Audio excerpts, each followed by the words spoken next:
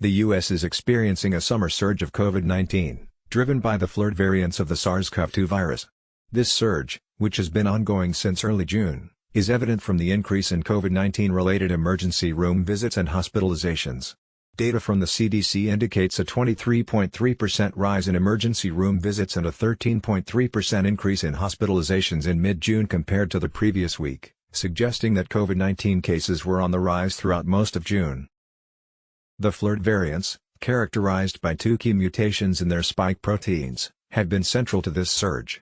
These mutations, phenylalanine, F, to leucine, L, at position 456 and arginine, R, to threonine, T, at position 346, help the virus latch onto and invade human cells.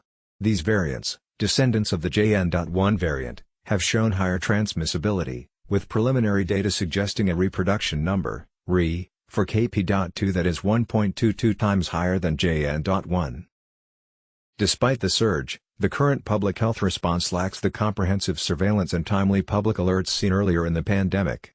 This makes it necessary to monitor emergency room visits, hospitalizations, and deaths to detect ongoing surges.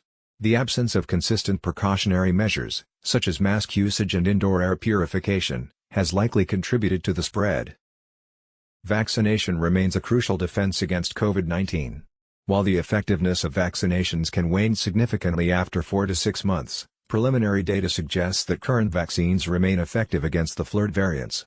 However, more data is needed to determine the full extent of vaccine effectiveness against these new variants.